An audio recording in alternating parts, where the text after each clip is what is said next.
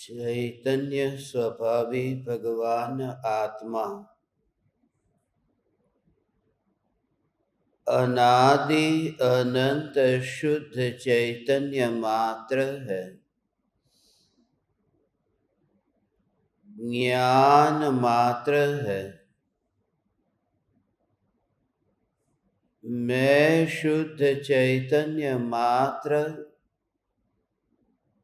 ज्ञान मात्र भगवान आत्मा हूँ। प्रति समय यह जागृति बनी रहे,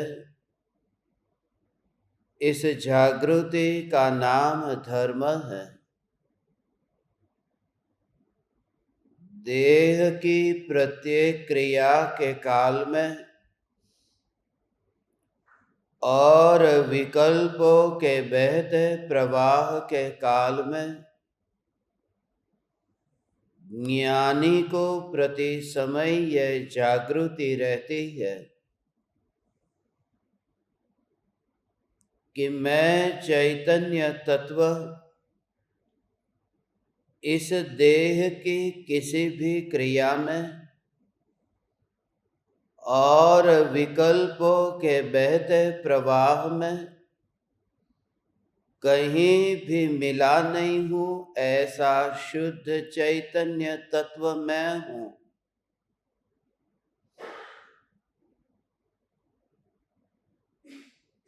प्रति समय स्वयं की शुद्ध चैतन्य सत्ता का बोध आत्म जागृति ही धर्म है। चैतन्य तत्व के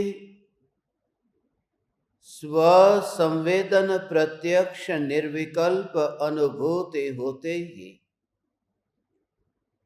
देह होने पर भी देहाती दशा प्रकट होती है। इतना ही नहीं, विकल्प होने पर भी विकल्पातीत दशा प्रकट होती है। चैतन्य तत्व की निर्विकल्प अनुभूति होते ही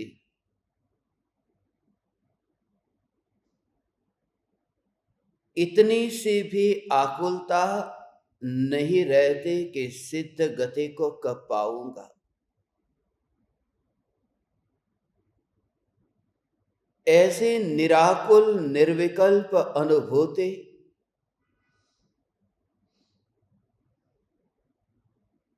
जिस अनुभूति का आनंद चक्रवर्ती की संपदा से भोगे जाने वाले क्षणिक सुख के साथ भी नापा नहीं जा सकता। दोनों का स्वभाव ही अलग है। निराकुल आनंद और आकुलतामय विकल्पों से लिया गया सुख, विकल्प से लिया गया सुख विकल्प ही लेता है। और निराकुल आनंद की अनुभूति विकल्प से नहीं होती। उसका तो सहज ही प्रतिबिंब पड़ता है निराकुलता रूप शांति का। सहज रूप से, और उसका कोई कारण नहीं, सहज रूप से बिना किसी कारण के जो आनंद प्रकट हो वही स्वाभाविक आनंद है। यदि कोई घटना कारण बन गई है तो वह आनंद नहीं है। मैं जो आनंद हूं उसके लिए कोई घटना नहीं है। इसलिए घटना से दृष्टि छूट ही जाती है, क्रिया से दृष्टि छूट ही जाती है। क्रिया माने देह की क्रिया नहीं, क्रिया माने पलटना। जहां पर भी परिणमन है बस परिणमन मात्र से दृष्टि छूट जाती है। ज्ञान में ज्ञाय ज्ञाय ज्ञाय ज्ञाय ज्ञाय की अनुभूति और इंद्रियों के परमाणु उन्हें पता ही नहीं है कि यहां क्या हो रहा है। जब भावलिंगी मुनिराज स्वसंवेदन प्रत्यक्ष प्रचुर स्वसंवेदन आत्मानुभूति में जब मस्त है उस समय देह के उन परमाणुओं को पता ही नहीं है। परमाणु की बात तो छोड़ो, उसी देह में और अनंत निगोदिया जीव भी रहते हैं। उन अनंत निगोदिया जीव को भी रंच मात्र शांति नहीं है। यह स्वरूप भी कैसा अद्भुत है कि जिस देह रूपी देवल में मुनिराज वास करते हैं, उसी देवल में ये निगोदिया भी वास करते हैं। और निगोदिया अनंत दुखी है। इस जगत में उनसे अधिक दुखी और कोई नहीं है। एक सांस में 18 बार वह जन्म मरण करते रहते हैं। और वहीं पर ही उसी देह रूपी देवल में ये चलते फिरते सिद्ध परमात्मा आनंद का अनुभव करते हैं। उससे यह कि संयोग होने पर भी यदि दृष्टि चैतन्य सन्मुख हो तो विकल्प भी नहीं होता है कि अनंत आत्मा कहाँ है। ऐसी ध्रुव ज्ञायक देव की मस्ती कि जहां न परमाणु दिखाई दे न पराये परमात्मा दिखाई दे, उस निर्विकल्प ध्यान में लीन तीर्थंकर परमात्मा स्वयं का तो हित करते हैं, जगत के जीवों का भी हित करके जाते हैं। 24 तीर्थंकरों के जीवन चरित्र पर हम चर्चा कर रहे हैं।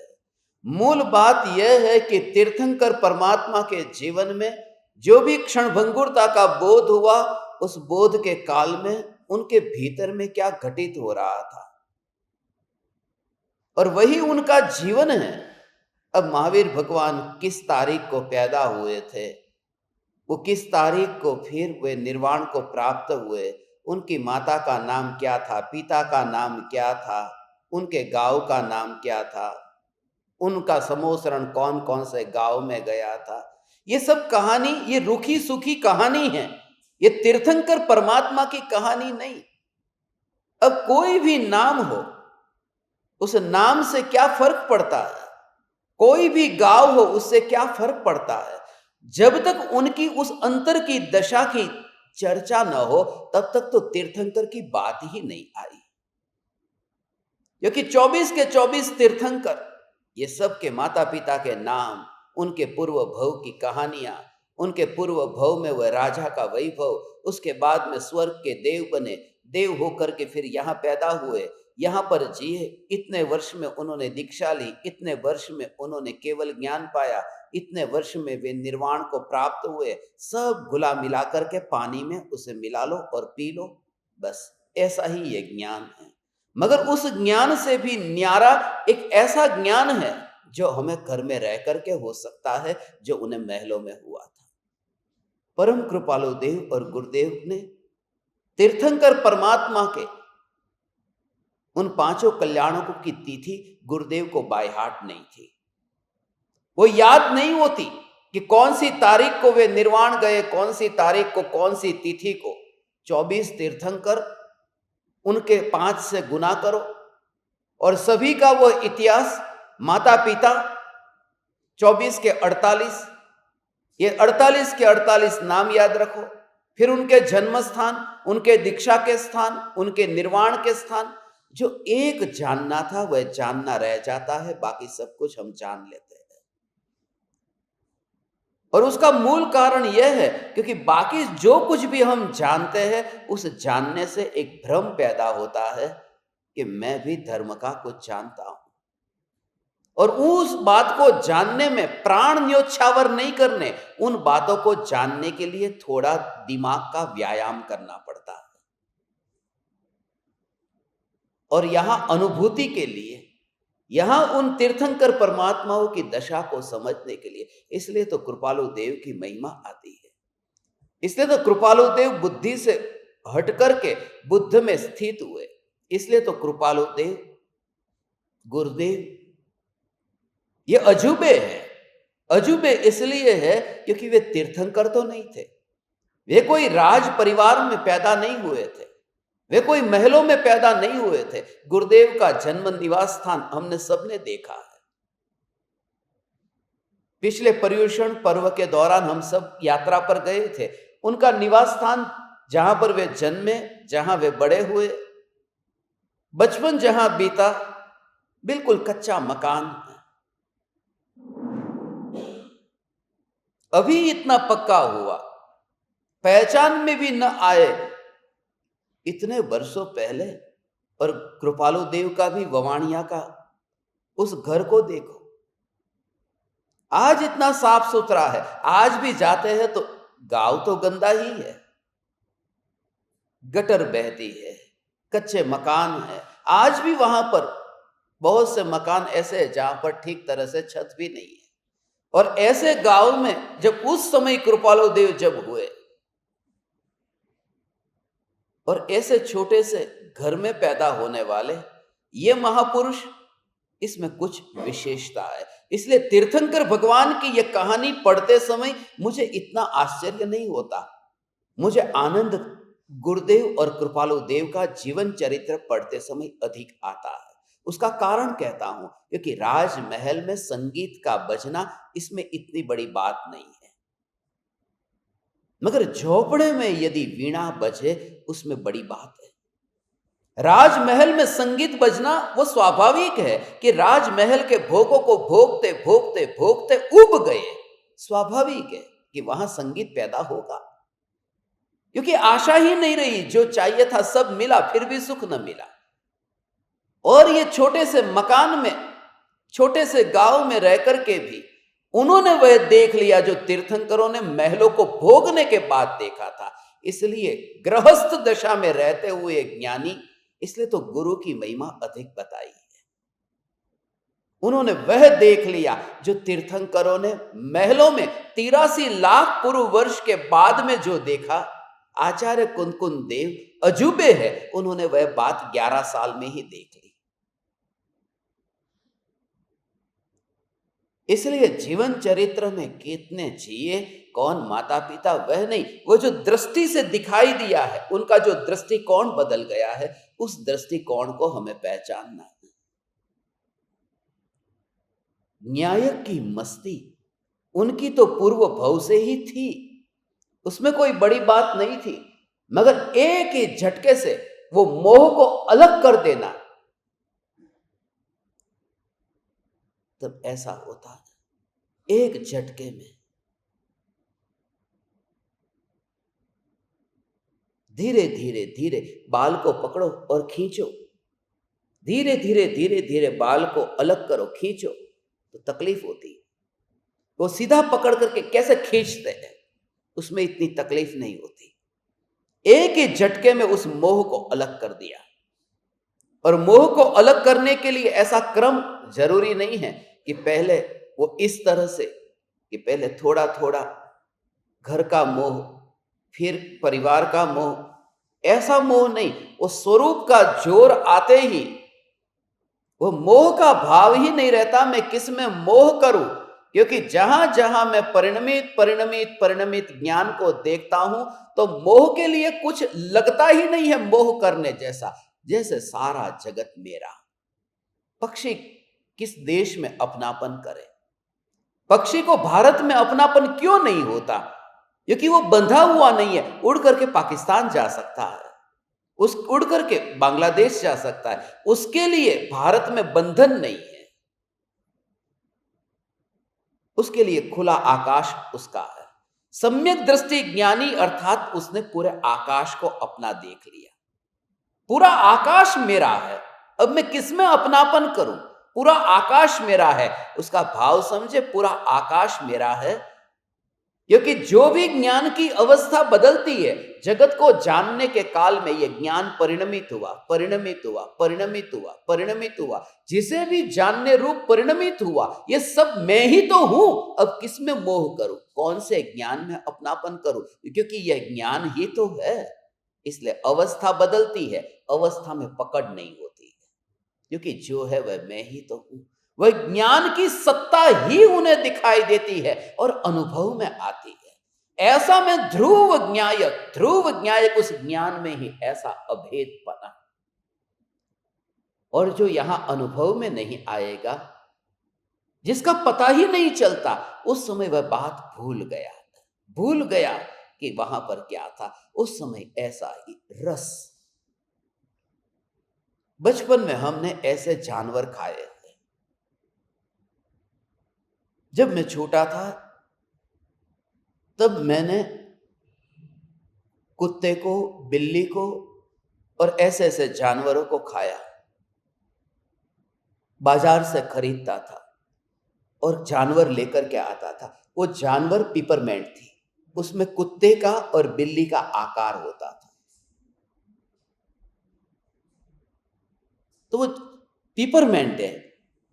और उस समय, जिस समय, अब मैं मानो कि उसको उठा करके लेकर के आया, बाजार से खरीद कर लाया हूं, कुत्ता है, अब वहां पर खा रहा हूं। जब वो मीठे का अनुभव हो रहा है, मीठे का अनुभव हो रहा है, तो पहले तो डर लगता है कि अभी कुत्ता काटेगा। अभी डर नहीं लगता कि कुत्ता काटेगा, अभी यह भाव भी नहीं आता कि मांस खा रहा हूं, चमड़ी खा रहा हूं। आज मैं पिपरमेंट लेकर के आया। ऐसा ये जो अनुभव है, बहुत से लोग हैं ना, वो जिस चादर के ऊपर बेडशीट होती है, उस बेडशीट के ऊपर वहां पर शेर का पिक्चर होता है, जानवर के चित्र के ऊपर, बेडशीट के ऊपर, अब वहां पर शेर का चित्र है। और जब उसके ऊपर जब वो सोने जाते हैं तो आनंद का अनुभव होता है। वो आनंद, वो शेर का आनंद है। वो जो उसे वहां पर जो अनुभूति हो रही है, वो शांति से सो पा रहा है। क्यों? क्योंकि बेडशीट जो है वो चादर मुलायम है, वो कांटे वाली नहीं है, वो चुभती नहीं है, वो मुलायम है। और जैसे ही वो स्पर्शना हुई कि शेर का विकल्प गया। चित्र तो था शेर का, मगर स्पर्शना में कोमलता ही थी, शेर कहीं नहीं था। वहां ऐसा ही ज्ञान में अनुभव कि जगत है ही नहीं, ज्ञान ही है, और वही अनुभव में आ रहा है। तो फिर विरोध में करूं किसका? इसलिए वो स्वीकार होता है। इसलिए ज्ञानी के लिए कुछ भी अनदेखा करने जैसा नहीं रहता। ऐसी चैतन्य की मस्ती, क्योंकि वह ज्ञान ही तो है। वो देह को वहीं पर ही पड़ा रहने दिया, और पड़ा भी क्या रखूं मैं इस देह को। अब मैं देह को छोड़ देता हूं। अब मैं रात को सपना देखूं, रात को मैं सपना देखूं ऐसा कि इस शेर को मैं अब अलग कैसे करूंगा। अब उसके लिए क्या करूं? और विरोध मत करना, अरे ये कुत्ता, ये मैं तो कुत्ता खाता नहीं, कुत्ता खाता नहीं। वह विकल्प आ ही जाता है, कुत्ता ये विकल्प आ ही जाता है ना। बहुत मुश्किल है। आज विदेशों में जो वीगन भोजन मिलना शुरू हुआ है, उसमें वेजिटेरियन, वीगन, शाकाहार, शाकाहारी रेस्टोरेंट होते हैं, प्योर वेजिटेरियन। उसमें चिकन होता है, उसमें मछली होती है, उसमें गाय होती है, सब होता है। और बिल्कुल मांस आता ही नहीं है, पूरा मेड ऑफ सोया होता है, उसे मॉक मीट कहते हैं। तो वहां पर आपको अंदर में कहीं खून की बूंद भी नहीं आएगी। पूरे रेस्टोरेंट में कोई मांस का एक छोटा सा टुकड़ा नहीं आएगा, खाली उसका आकार उस प्रकार का होगा, सोया का बना हुआ है, जैसे गट्टे बनाए हुए हैं, मगर उस गट्टे का ही आकार दे दिया, ऐसा कि जैसे मछली है। तो उस प्रकार के आकार के साथ में ही वहां पर रखते हैं, इसलिए क्योंकि वहां के लोगों को भी संतोष हो जाए कि हमने हमारा भोजन किया और हिंसा भी न हो। तो जितने भी फॉरेन में जो वहां के रेस्टोरेंट है, उसमें ज्यादातर रेस्टोरेंट ऐसे ही है जो वेजिटेरियन है, उसमें ये सब नाम लिखे होंगे। जब मैं पहली बार गया था, जब मैं बाहर का खाना खाता था, तो मैंने ये लिस्ट में देखा, उसके साथ में विवाद करने लगा, ये क्या कर रहे हो तुम? वेजिटेरियन लिखते हो और यहां पर वेजिटेरियन चिकन। वेजिटेरियन चिकन कैसे होता? बोले कि वेजिटेरियन ही है, सोया का बना हुआ है, इसमें सब्जी के अलावा कुछ भी नहीं है, तो नाम क्यों लिखा? और जैसे ही वो कोई सूंघेगा तो ऐसी ही खुशबू आएगी। बोले बिल्कुल खुशबूदार है, आप खाओ तो सही। खुशबूदार, अंदर से देखा तो बदबू आ रही है, मगर हमारे लिए वह बदबू है, हमारे लिए वह चिकन है। आकार देखते ही कोई भी नहीं देख पाएगा, कोई भी नहीं खा पाएगा। मुश्किल कितना लगता है, बस इतना ही मुश्किल हमें लगा है कि जहां पर ज्ञान है मगर ये स्वीकार नहीं हो पाता, ऐसा ही लगता है जगत है, जगत है, जगत है। एलर्जी इतनी हो गई है उस आकार की एलर्जी कि मात्र वस्तु को देख ही नहीं पाते, और कमजोरी है। मैं ये नहीं कहता तुम बड़े धार्मिक हो, कमजोरी है। मुर्गे को मार करके, वो आटे का मुर्गा जो बना था उसे तो अभिप्राय से मारा हुआ है, सच्चा मुर्गा जानकर के मारा है। मगर यदि यहां तुम सोया खा रहा हूं, ऐसा भी भाव नहीं आ पाता, क्योंकि वह आकार दिखाई देता है। और यही हालत साधना में है कि जिन जिन पदार्थों को हम जानते हैं वहां पहले आकार दिखाई देता है, आकार का रस, उस वजह से ज्ञान नहीं देख पाते। हे ज्ञान दीपक, इतनी दृढ़ शक्ति तुम्हारे में प्रकट हो कि कोई भी ज्ञेय हो उस ज्ञेय के आकार पर, और जो जानन जानन जानन जानन धारा, उसमें कहीं एलर्जी नहीं हो। ज्ञान की अवस्था की एलर्जी वाला ज्ञान की अनुभूति से वंचित ही रहेगा। इतना स्वीकार भाव कि जानना ही है, जानना ही है, जानना ही हो रहा है और कुछ नहीं। भगवान, मैं किसका विरोध करूं? ओ मैं अपनी ही अवस्था के साथ में अपना ही विरोध कर रहा हूं। ओ लड़ाई लड़ता है सागर। यदि तरंग से लड़ाई लड़े कि नहीं चाहिए ये तरंग ऐसी, वो सागर यदि तरंग से लड़ाई लड़े तो नाश तो सागर का ही है, क्योंकि वो तरंग का रूप है। इसलिए ज्ञान जो भी जानता है उसका विरोध मत करो, क्योंकि चींटी कीड़े मकोड़े में वहां पर यह अवकाश भी नहीं मिलता कि चिंतन हो। ये एक ही भव है यहां पर ही, जहां संस्कार दृढ़ होंगे कि मैं किसी का विरोध नहीं करता हूं। ज्ञान ज्ञान ज्ञान ज्ञान। आज कमजोरी है, मगर कमजोरी होने पर भी निराश मत होना। यह श्रद्धा होगी, यदि सत्ता को देखोगे तो यह श्रद्धा होगी। तो फिर किसी का भी विरोध करने जैसा रहता नहीं है। इसलिए तीर्थंकर परमात्मा घर में रहते हुए भी ऐसे वैरागी है। इसलिए वे कब मुनि दीक्षा लेने का भाव आएगा? जिस समय मुनि दीक्षा नहीं लेते तब तक गृहस्थ अवस्था में ये सब परिस्थिति आती है। उन परिस्थितियों में उनकी अंतर की परिणति की निर्मलता को वह फील करना है। जब भरत बाहुबली के बीच में युद्ध हुआ, दोनों ही सम्यक दृष्टि है, दोनों क्षायिक सम्यक दृष्टि है, और युद्ध हुआ। युद्ध का निर्णय ये दोनों ने नहीं लिया था, युद्ध का निर्णय तो उनके मंत्रियों ने लिया था। उन्हें तो ऐसा युद्ध करने का विचार भी नहीं था। युद्ध होना था, मगर मंत्रियों ने कहा ये एकाकी युद्ध, ऐसा एक का एक के साथ में, कोई सेना नहीं होगी इस युद्ध में। मंत्रियों की बहुत बड़ी चाल थी। मंत्री ने सोचा कि दो भाई की लड़ाई में हम सब मिलकर के हम आपस में क्यों मरे, उन दोनों को ही लड़ा दो।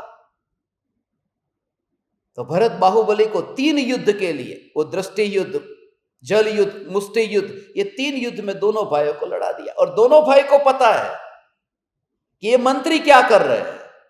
दोनों भाई को ये पता है कि सामने भाई के साथ में युद्ध हो रहा है, ये सब जानते हैं। और उस समय भी उनकी जो चैतन्य की जो मस्ती, एक बार तुम बस उस ज्ञेय के आकार से, ज्ञेय के आकार से, उन विकल्पों से मुक्त होकर के ये ज्ञान ज्ञान ज्ञान ज्ञान ज्ञान ज्ञान ज्ञान रूप ही ऐसा अनुभव हो।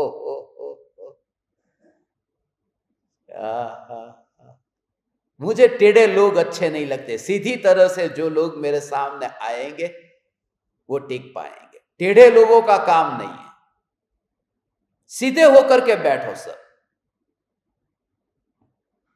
कमर से नहीं, तुम कमर ठीक कर रहे हो, सीधे होकर के बैठो, सरल होकर के बैठो, तो मैं स्वीकार करूंगा। सरल होकर के बैठो तो मैं स्वीकार करूंगा, टेढ़े लोगों का स्वीकार नहीं करता। नहीं, आज सुबह ये विचार मुझे आया जब मैं जलेबी खा रहा था, टेढ़ी जलेबी। टेढ़े को स्वीकार मत करो, मगर जीभ पर आई। आपको कभी लगता है ये टेढ़े टेढ़े काय को आते मेरे पास में? मीठा, वो जो रस मैं तुमसे कहता हूं, टेढ़ा टेढ़ा होने पर भी जीभ पर मीठा, उस समय विकल्प आता ही नहीं है टेढ़ा। ये कहता हूं कि आकार का रस ही नहीं होता, चैतन्य, ऐसा चैतन्य का जोर।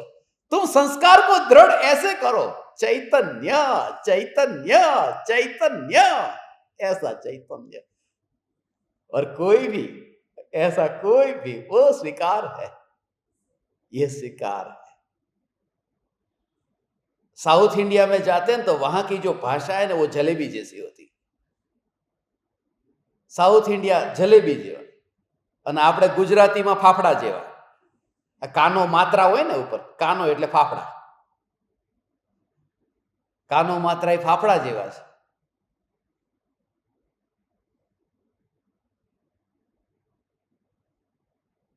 અગર ફાફડાના અંદર મરચા નાખી દીધા હોય થોડા, तीखा तीखा થઈ ગયા હોય, तो ये सीधा હોય ને तोय तीखो स्वाद आवे। सीधा है मगर फिर भी नहीं खाना है, क्योंकि स्वाद उसका तीखा है।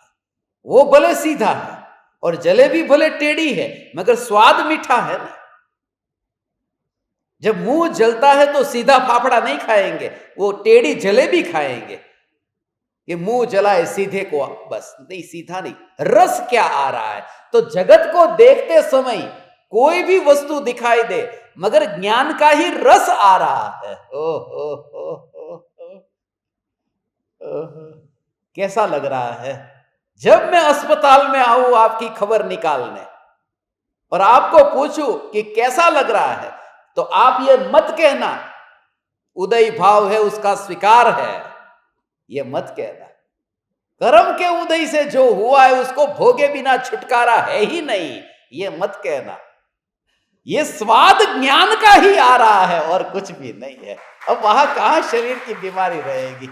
ज्ञान का ही स्वाद आ रहा है। उस समय हम वहां पर सेलिब्रेशन करेंगे, तब तुम्हारी मृत्यु को मनाएंगे, मनाएंगे, उल्लास से मनाएंगे। वो मृत्यु को मनाना है। और मैं इस काम के लिए ही जाता हूं। शादी में नहीं जाता, बर्थडे पार्टी में नहीं जाता, मगर जाता हूं तो इसके लिए। कोई मरता है, कोई बीमार है, वहां खास जाता हूं। और यही कि बस ज्ञान का हो ऐसा अंतर में चैतन्य चैतन्य चैतन्य का जोर। तो अस्पताल गया काहे को? जब ज्ञान का ही रस चख रहा है। तो हे चैतन्य परमात्मा, उस समय भी तू इतना दृढ़ होना कि नहीं, ये उदय ही गया है और ज्ञान ही जानने में आ रहा है। मैं नहीं गया, मगर ये माया नहीं करता हूं। यदि तू ज्ञान का ही अनुभव करता है तो फिर माया नहीं करता है, और वो तू साक्षी है उसका। नहीं तो लोग कहेंगे ये तो बस ऐसे ही बोलना कि बस मैं तो हॉस्पिटल गया ही नहीं हूं, उदय गया है।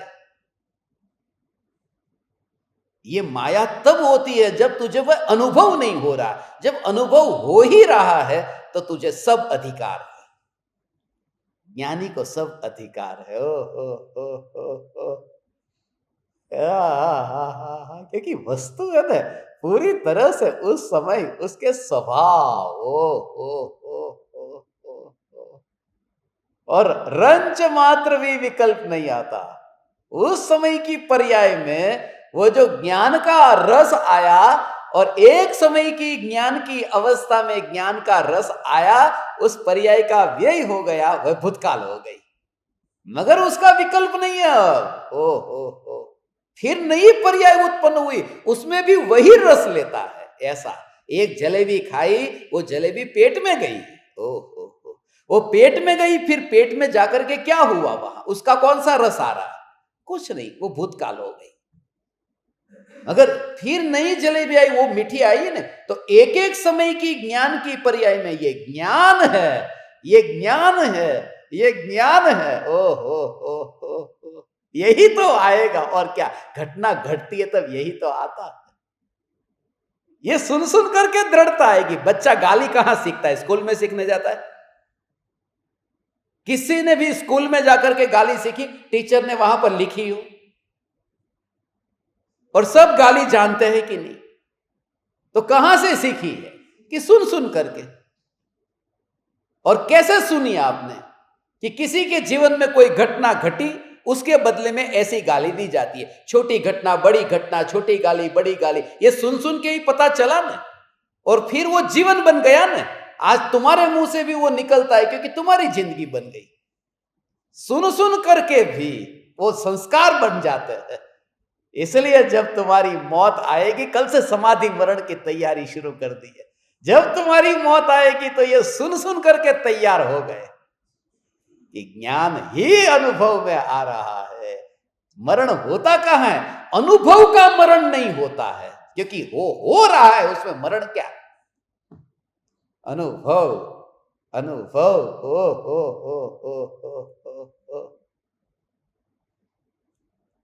हा। आज ऐसा ही हुआ था। लोगों को लगता है ये जलेबी कितनी खा गए, कितनी सारी जलेबी खा गए,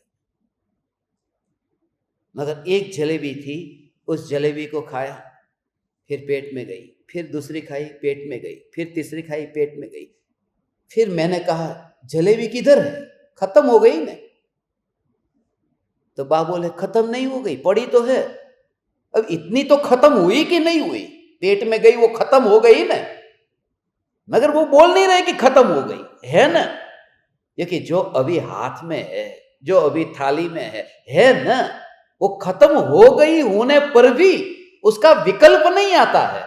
तो जो जानना अनुभव हुआ वो पर्याय है, वो नष्ट हो जाती है, मगर फिर नहीं पर्याय, ये अनुभूति है ना। तो अनुभूति नष्ट हुई कहां है? सदा काल अनुभूति है। ओ समझाई से आप बधु समझ में आ रहा है? जलेबी के बिना नहीं आता। उसके बिना आता ही नहीं, क्योंकि उसका रस हमारा जो इतना है ना, ऐसा ही है चैतन्य का रस भगवान जो आपको मैं दे रहा हूं, ये चैतन्य का रस ऐसा है। हो। कैसा रस दे रहा हूं तुमको, मगर तुम सब के सब बीमार। हमें डायबिटीज है, हम जलेबी नहीं खाते।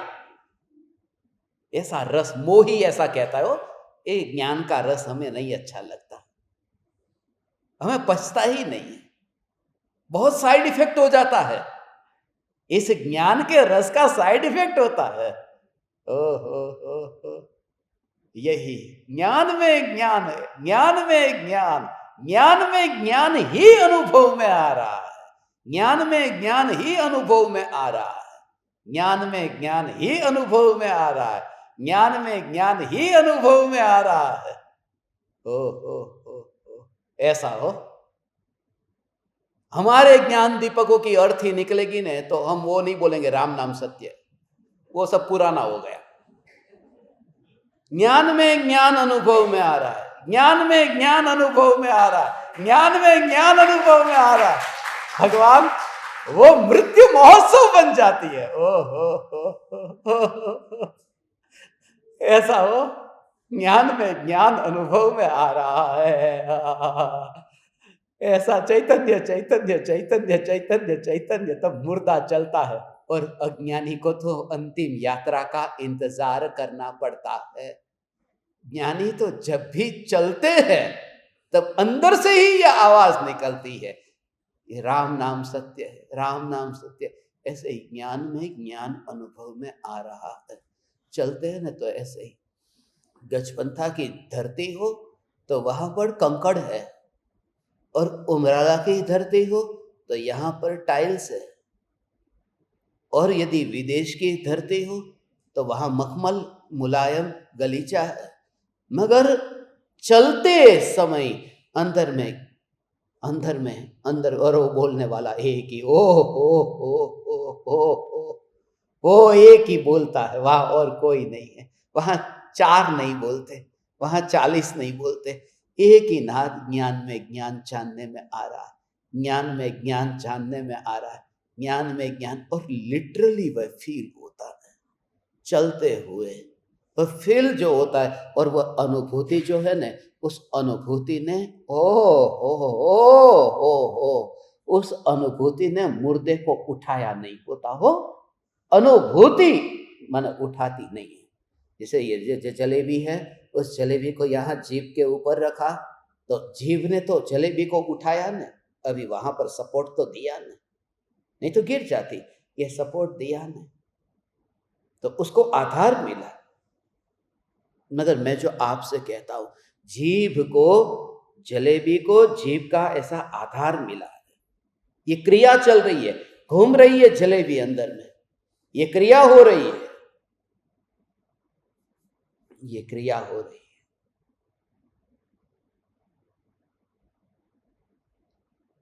अनुभूति है, उस अनुभूति ने न जीभ को ढोया न जलेबी को ढोया, वह मात्र अनुभव है, वह ढोना नहीं हुआ,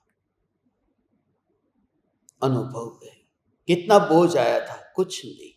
करंट लगा कि तूने 80 किलो के शरीर को ढोया था, तूने उस वायर को ढोया था, तूने उस दीवार को ढोया था, कुछ नहीं। क्या हुआ? ढोया नहीं, बस अनुभव। अनुभव ढोता नहीं है। इसलिए जो ज्ञानी निर्भर होता है, सहज होता है, क्योंकि वो अनुभूतिमय जीवन जी रहा है, इसलिए वहां ढोना नहीं है। और बोझ तो उठाता ही नहीं, क्योंकि अनुभूति में बोझ नहीं है, मात्र अनुभूति। और ये जो मैं आप परमात्माओं से कह रहा हूं, ये तो पुद्गल की अनुभूति, जो जलेबी की अनुभूति, मिठाई की अनुभूति, और गहराई में जाओगे तो वह रस की अनुभूति भी नहीं, वह ज्ञान की ही अनुभूति है। वह रस की अनुभूति नहीं है, वह ज्ञान की अनुभूति है। दोनों को अलग करता है कि जो रस की अनुभूति लग रही है कि ये मीठा, ये खट्टा, ये जो भेदभाव है, नहीं भगवान, ये कहां चले गए हम। आज पद्म प्रभु भगवान का दिन है, मैं तो याद ही नहीं आता, मिच्छामि दुक्कडम। मगर मुझे ये सब खाली बहाना है 24 तीर्थंकर का, तो तुमको भी पता है। बाकी असल में तो बस तुम्हारी अंतिम यात्रा निकालनी है, बाकी तो ये सब बहाना है। अंतिम यात्रा, हो ये जो पद्म प्रभ छठे तीर्थंकर, 5वें तीर्थंकर हुए सुमतिनाथ। पद्म प्रभ, पद्म प्रभ, पद्म माने कमल। जिस तीर्थंकर का नाम ही कमल है, वो भी पूर्व भव में वही धात की खंड के महाराजा थे। वहां पर उन्होंने जिंदगी जी, लंबी जिंदगी जी। उनका नाम था वहां पूर्व भव में अपराजित, ऐसे राजा थे, वो उनका नाम था। वहां पर सीता नदी थी, सीता नदी के किनारे वो सुसीमा नाम की नगरी थी, वहां के राजा थे। और वहां पर बस फिर वो संसार को भोगा, फिर उब गए। फिर जिनेश्वर भगवान का आगमन हुआ, और आगमन होते ही बस उनके योग में रह करके फिर दीक्षा ले ली और स्वर्ग में देव हुए। ये बोध हुआ क्षण भंगुरता का। मगर उनके भीतर में जो हुआ है, वो 24 तीर्थंकर के पुराण में भी नहीं लिखा है। पुराण तुम पढ़ लो। मेरे ज्ञान दीपक से बात हुई थी आसाम से, वो बोले मैंने 24 तीर्थंकर का पुराण पढ़ा है, कहीं पर भी ये बात नहीं लिखी, ये घर की बात करते हो आप। मैं घर की ही करता हूं, वहां बाहर की लिखी है। ये घर की ही बात करता हूं, ये मेरे घर की नहीं, ये तुम्हारे घर की बात करता हूं, क्योंकि तुम जहां हो वहां ज्ञान है। पिहिताश्रव नाम के जिनेंद्र भगवान थे। पिहिताश्रव का अर्थ खत्म कर दिया है जिन्होंने आश्रव को। आश्रव से भयभीत नहीं है। क्योंकि वो आकुलता बताता है। मैं जो आश्रव की आपको बात करता हूं, कर्म का आना, मैं कर्म के आने के हिसाब में आपको नहीं ले जाने को कहता। मैं आपको यह कहता हूं कि जिस समय समाधि की घटना घटती है, उस समय कर्म दूर है, आ गए बंध गए, दूर है आए और बंध गए, ऐसे आश्रव की बात नहीं करता भगवान। जो जलेबी अभी यहां जीप पर नहीं है, अभी दूर है, जो आने वाली है, जो जलेबी कतार से पड़ी है, 1 2 3 4 ऐसे कतार में है, जो जीप पर नहीं आई है, ये कहते हैं कि तू उन प्रकार के जितने भी पर्याय है जो अभी अनुभव में नहीं आई, उनके विकल्प में भी तू नहीं जाएगा, क्योंकि यहां का जो रस है उस रस में इतना अभेद होता है कि कमी नहीं लगती है। ओ यहां हमें क्यों लगता है कि यहां पर जलेबी यहां जीभ पर हो तो अब क्या आएगा, वहां रस जाता है, क्यों? उसका मूल कारण विकल्प। क्योंकि जलेबी जब जीभ पर होती है उस समय वहां पर विकल्प पड़ा है, और जब ज्ञान में ज्ञान की अनुभूति हुई तो विकल्प नहीं है कि क्या दूसरा, क्योंकि विकल्प तो दूसरे पर ध्यान जाए तो आए, यहां तो ज्ञान ही अनुभव में आ रहा है और दूसरा कोई नहीं है, इसलिए अगली पर्याय का भी विकल्प नहीं है। इसलिए वर्तमान में त्रिकाली की सत्ता पर जोर है, नहीं तो वो लोभ इसलिए हो जाएगा कि अगली पर्याय में सुख मिलेगा, इसलिए अनंत काल तक मैं सुख को भोगूंगा। उसने तो त्रिकाली का अनादर कर दिया। अनंत काल की चिंता नहीं करता, वो अभी नहीं करना, एक समय की पर्याय में उसी समय निचोड़ करके भोगो बस। अभी जो गाड़ी यहां पर आप चला रहे हो, यहां टर्न आ रहा है, आगे फिर 1 किलोमीटर के बाद में एक टर्न आएगा, 2 किलोमीटर के बाद, 3 किलोमीटर के बाद, 10 किलोमीटर के बाद। अभी आप ये विचार करो कि 10 किलोमीटर के बाद में टर्न आएगा, उसका क्या करूं, तो एक्सीडेंट हो जाएगा। अभी तो तू यहां पर ठीक तरह से टर्न ले ले, आगे टर्न आएगा वहां देखा जाएगा। और कोई गाड़ी चलाते समय नहीं सोचता, आप सोचते हैं कि 10 किलोमीटर, 15 किलोमीटर, 20 किलोमीटर का टर्न का क्या होगा। यहां जो आया तुरंत स्टीयरिंग घुमा दिया, बस ये। और इसलिए क्योंकि यहां परफेक्ट घुमाया होगा ना, तो वहां भी घुमा लोगे, क्योंकि अभ्यास पक्का हो गया तुम्हारा, वो इसी रास्ते से तो वहां पहुंचोगे तो परफेक्ट हो जाओगे। इसलिए वर्तमान की पर्याय में जो ये ज्ञान अनुभव में आ रहा है, उसी में ही वह आनंद को भोगता है, अगली पर्याय का विकल्प ही नहीं है। ओहो, ज्ञान ज्ञान ज्ञान, हमारा दुख इसमें है, जो नहीं है वो दिखाई देता है, जो है वो दिखाई नहीं देता। नहीं है वह दिखाई देता है, नहीं है माने जो पर्याय अभी आई नहीं है वह दिखाई देती है। दुख आने से पहले दुख का भय सताता है। मौत तो एक समय में होती है, क्या कहा, मौत तो एक समय में हो जाती है, एक समय में मृत्यु हो गई।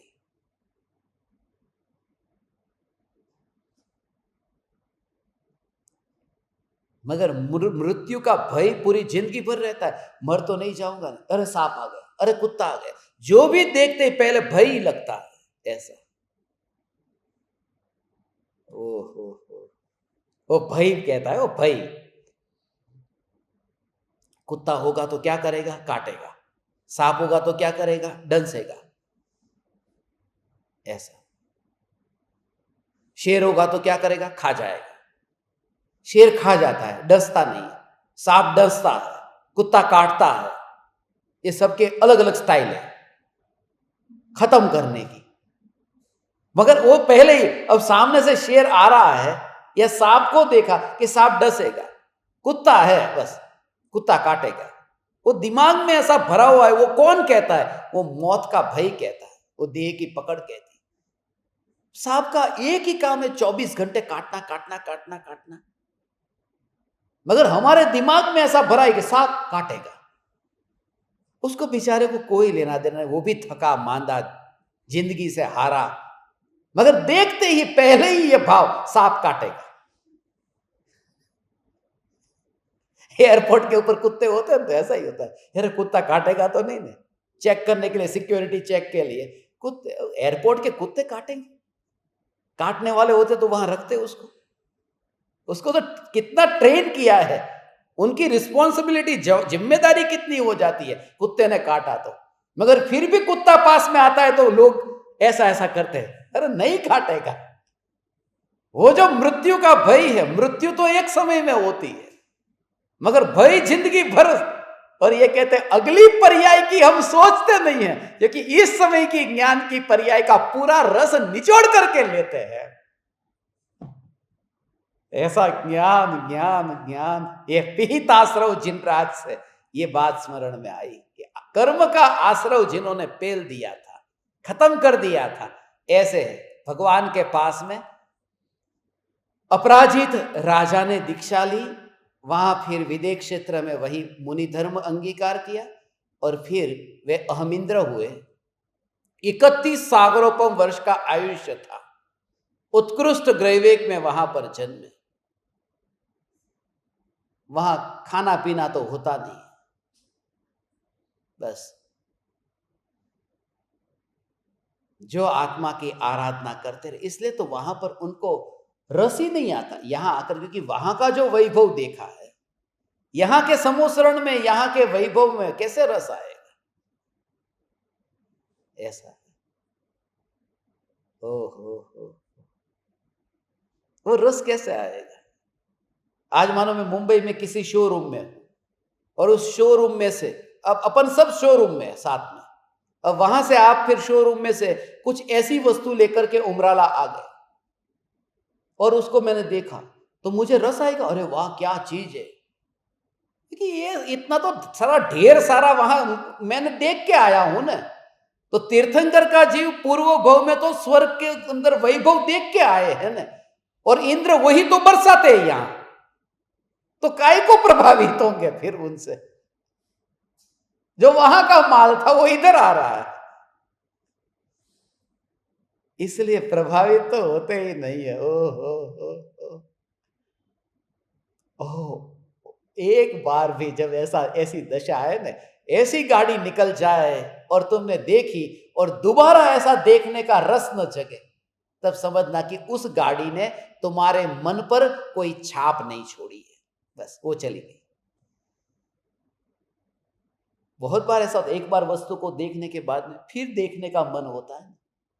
वो जो रस है, गाड़ी हो, लाड़ी हो, कोई भी हो, मगर देखने के बाद में वो जो दोबारा देखने का जो रस है, उसने मन पर पहले छाप छोड़ी है, वो खींचती है फिर। और ज्ञान में, अनुभव में अभी आया, फिर अगले समय अनुभव में वहां छाप नहीं छूटती, पूरा उस समय अनुभव हुआ और वह पर्याय चली गई।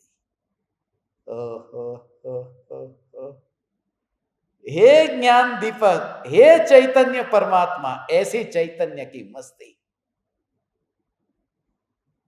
धन्य है पद्म प्रभु भगवान। ओहो, स्वर्ग में देव, मगर देव होकर के भी कैसा होगा वो? यहां जेब में थोड़ा माल आ जाए तो कैसा अहंकार, और वहां स्वर्ग के देव, वहां की शरीर की, हमें तो यहां सांस ऐसे ही लेते रहते ना,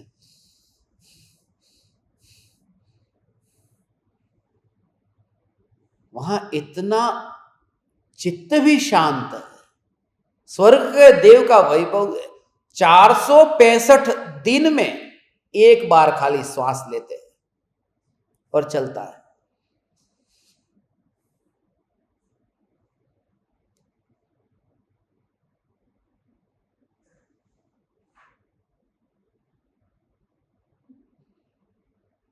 क्योंकि विकार के समय सांसों की गति बढ़ जाती है, क्रोध आए, काम का भाव आए, सांस जो तेज होती है, मुझे छोड़ दो, मैं उसे छोड़ूंगा नहीं,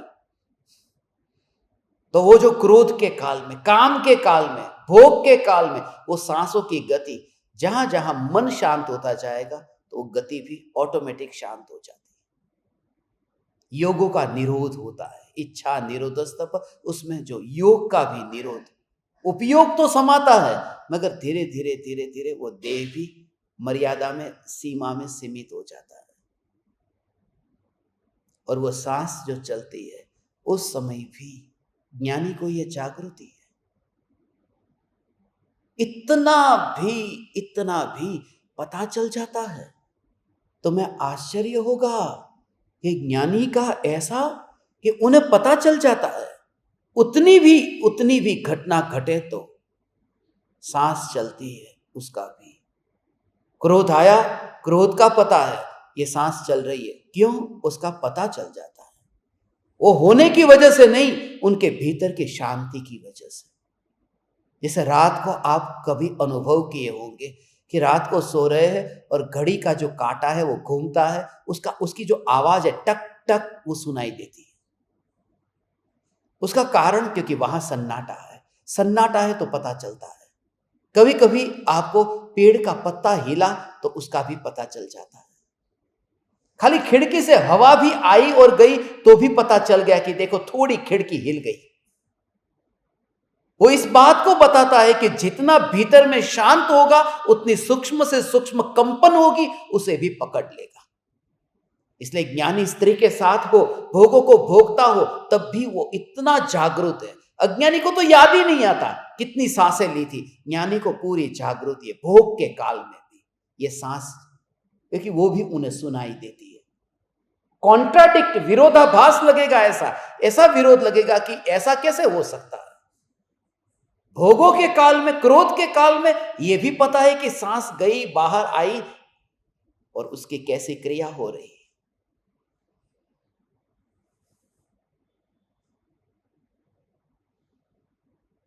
कोई कहे कि इतनी शांति है तो क्रोध क्यों आ रहा है?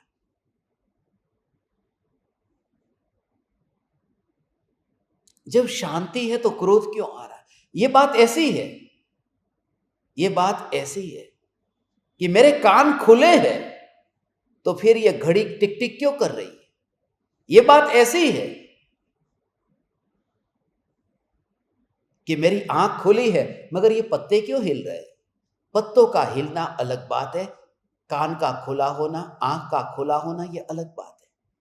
वो जो दृष्टि खुल गई है वो श्रद्धा है, और जो क्रोध आ रहा है वो विकृति है।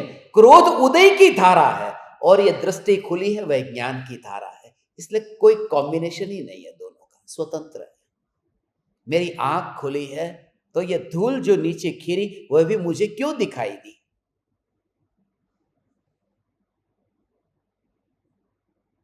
दोनों अलग है, उदय की धारा और ज्ञान की धारा।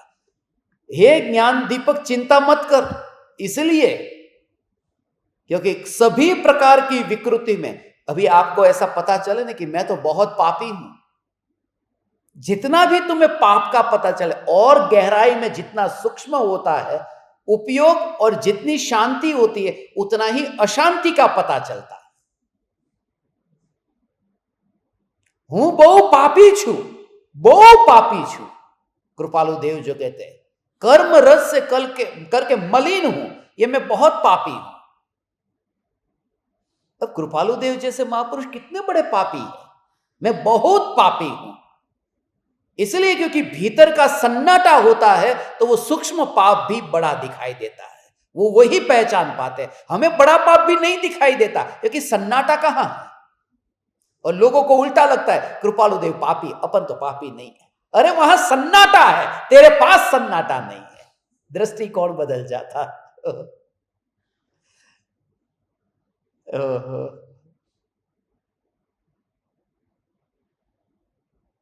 इतना लंबा काल बीत गया, 90,000 करोड़ सागरोपम। 5वें तीर्थंकर के और 6ठे तीर्थंकर के बीच में 90,000 करोड़ सागरोपम। ऐसा ये जितना भी गैप बताया जाता है ना, उस गैप का अर्थ ऐसा समझना कि उनका मरण, इनका वहां पर निर्वाण, यहां जन्म नहीं। जिस दिन निर्वाण हुआ 5वें तीर्थंकर का और जिस दिन निर्वाण हुआ 6ठे तीर्थंकर का, वो दो निर्वाण के बीच का जो टाइम है वो गैप माना जाता है। तो उतना था 90,000 करोड़ सागरों। बीच में ब्रेक थोड़ा करना पड़ता है, सोचना पड़ता है। 90,000 करोड़ और सागरों को ऐसा सीधा तो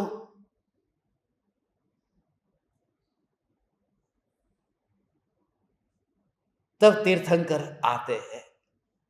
हे भगवान, मुझे तो ये लगता है ऐसा, भगवान ओ हो। तो जो जीव वहां उस धरती ने उस धरती ने, भारत की उस भूमि ने, ओ, जब जन्म हुआ, कौशाम्बी नगरी पता है ना, कौशाम्बी नाम सुना होगा। चंदन बाला ने जो आहार दिया था ना मुनिराज महावीर भगवान को, मुनिराज की अवस्था में, वो जो भूमि है, वहां पर ही पद्म प्रभु भगवान पधारे थे, जन्मे थे। इक्ष्वाकु ऐसा जो राम का वंश था, उस वंश में ही ये सब एक ही वंश के हैं। मगर वहां जो पैदा हुए, अब वो वंश कौन सा था उससे कोई फर्क पड़ता है? कोई फर्क नहीं पड़ता। कौशाम्बी के बदले में उमराला होता तो क्या फर्क पड़ता? कोई फर्क नहीं पड़ता। मगर यदि विकल्प जानने में आ रहा है तो दुख का वेदन होता है, ज्ञान जानने में आ रहा है तो आनंद होता है। तो यही करने जैसा है। ये तो तीर्थंकर का, ये विदेह क्षेत्र के तीर्थंकर, भरत क्षेत्र के तीर्थंकर, ये कनेक्शन है।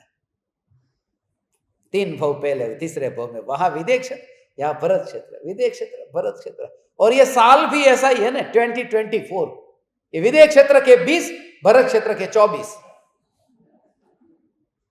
20 को छोड़ करके 24 में आए, बस सिंपल है। 2024 सम्मेत शिखर जी जाने वाले, वो इसलिए चुना था, इस साल ही जाना था ना, जाना है। कौन कौन आने वाला है सम्मेत शिखर जी? अरे वाह, वो मौका छोड़ने जैसा नहीं है। वो बहुत आनंद आएगा। 20 आउट ऑफ 24, 2024 नहीं, 20 आउट ऑफ 24, उस भूमि से निर्वाण, सम्मेत शिखर की भूमि से। जिनकी समाधि मरण की भावना है ना, वहां पर ले लेंगे अपन। कैसा रहेगा? उस जगह पर ही समाधि मरण ले लिया तो मैं आपको, समाधि मरण माने रिटर्न आ सकते हैं। समाधि मरण माने मरण नहीं होता है, उसकी प्रक्रिया है, उसकी विधि है। मगर कल से कुछ ज्ञान दीपक पीछे ही पड़े हैं मरने के, उनको खत्म करना ही पड़ेगा। समाधि मरण।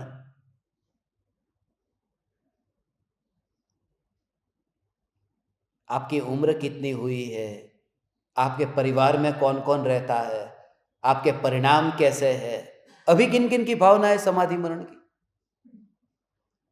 ये देखो। सबकी भावना है।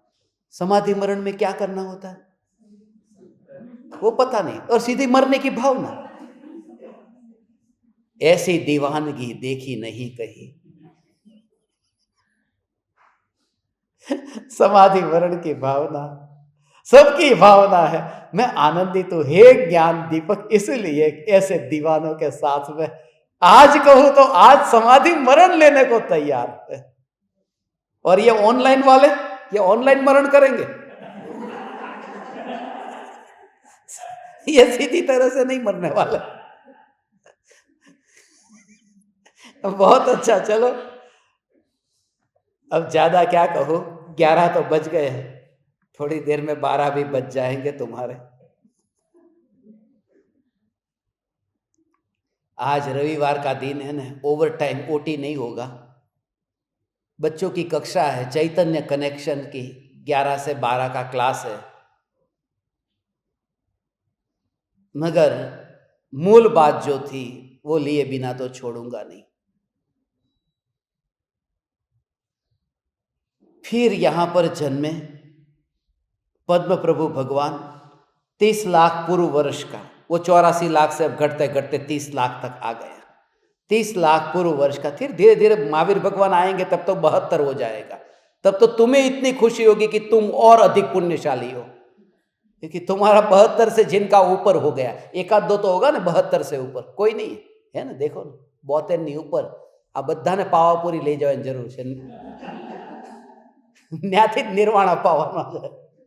72 साल की उम्र में महावीर भगवान का निर्वाण हुआ था ना, वहां भी जाएंगे। 72 साल,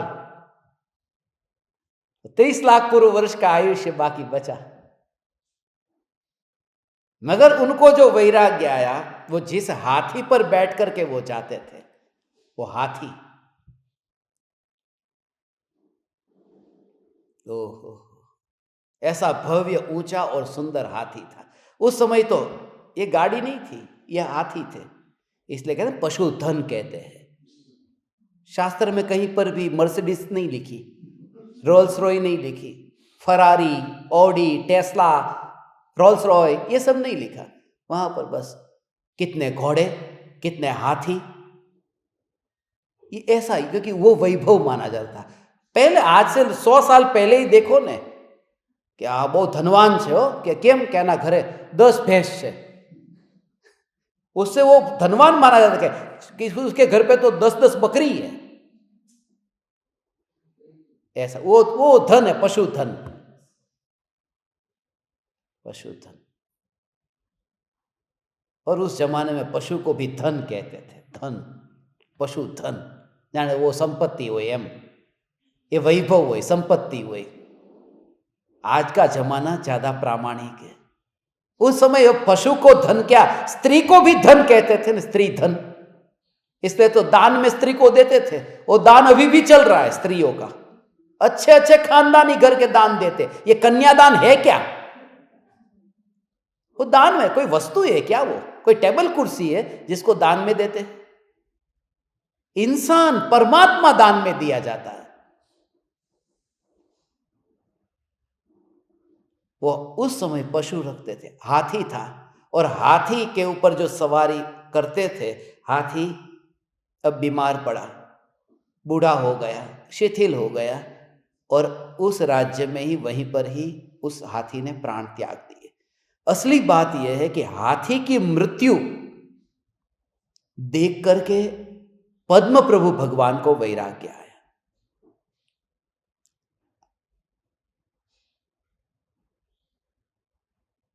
इसको कहते काल का पकना। कैसी होगी वह दशा? हे ज्ञान दीपक, हे चैतन्य परमात्मा, कैसी होगी वह दशा? हाथी की मृत्यु देख करके वैराग्य आ जाए। यहां पर भी वो चिड़िया का समाधि मरण है ना, उसे सुनने जैसा है। आप सबने सुन लिया एक बार? सबने सुना? नहीं सुना है वो सुन लेना। मुझे लगता है कि एक बार वो वीडियो फिर दोबारा भेजना है ग्रुप में।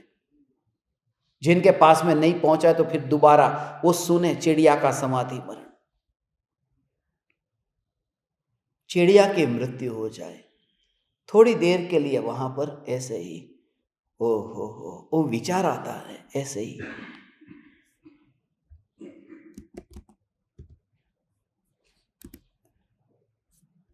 क्षणभंगुरता का बोध।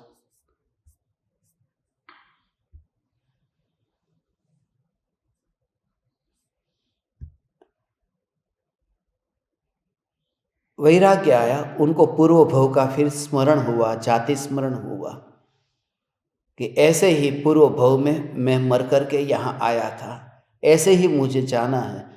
वो वैराग्य आया। उनकी पालकी फिर जो स्वर्ग के देव लाते हैं, उन्हें वन में ले जाते हैं, उनका आदर देते हैं। उस पालकी का नाम भी निवृत्ति पालकी था। निवृत्ति पालकी में उनकी निवृत्ति हुई। मनोहर दीक्षा वन में लेकर के गए, और वहां पर उन्होंने दीक्षा पालन की सिर्फ 6 महीने के लिए। ऐसा बहुत कम होता है। 6 महीने के भीतर, हम यहाँ सम्यक दर्शन की बात करते हैं, 6 महीने रुको सम्यक दर्शन हो जाएगा। उन्हें 6 महीने के भीतर ही केवल ज्ञान हो गया। बाकी जैसे आदिनाथ भगवान को 1000 बरस तक आत्म साधना करनी पड़ी, तो या 6 महीने में। ऐसे है पद्म प्रभु भगवान का जीवन था। मूल बात तो मुझे आपको यही कहनी थी कि बस ऐसा ही है। उनके जो गणधर थे, वो गणधर 110 गणधर थे। अब धीरे धीरे फिर वो सबके गणधर की संख्या कम हो गई। गणधर भी ज़्यादा अभी मैं लेता नहीं हूँ, क्योंकि क्लास चालू हो रही है। जो चैतन्य कनेक्शंस के टीचर है ना, ये बाकी लोग भी जिन जिन के कैमरे बंद है, तुमको कैसा लगता है जब तुम्हारे विद्यार्थी कैमरा बंद रखते हैं? तो थोड़ा सा बुद्धि का उपयोग करो, दिमाग का उपयोग करो। दिमाग है ना, कितने हैं? 2, छोटा और बड़ा। विवेक से घर पर मिला है, घर पर बैठे बैठे मिला है। तुम्हें खाली सामने चेहरा दिखा करके बैठना है, उसमें भी प्रमादी हो जाओगे तो काम कैसे चलेगा?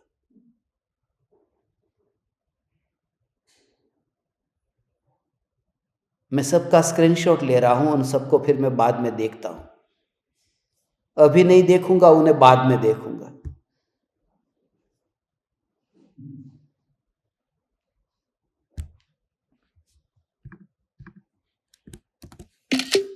देखो,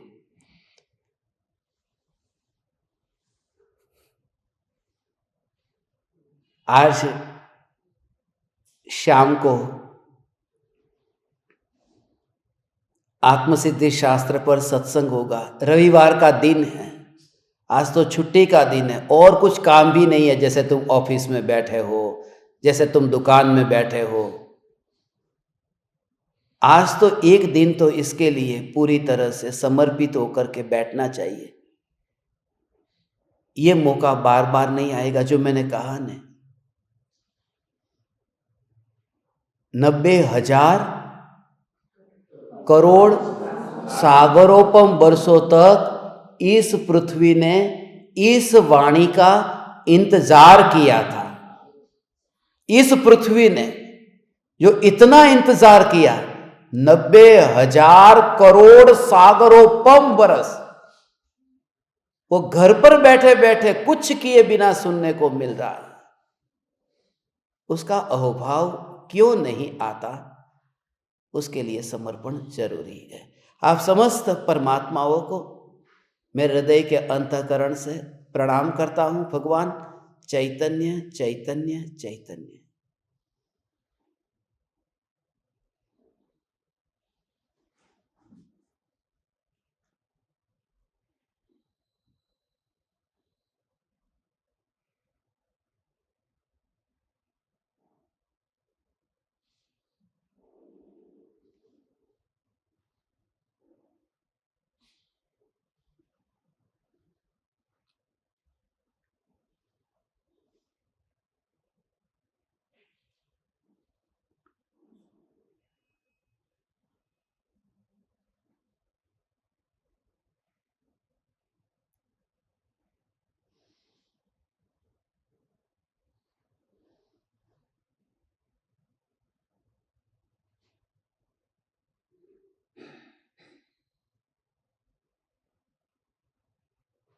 अहो अहो श्री सद्गुरु करुणा सिंधु अपार,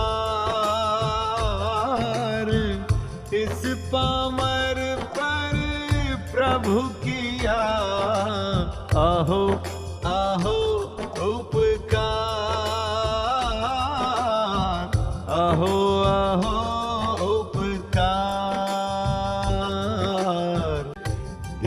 सहित जिनकी दशा वरते देहातीत, उन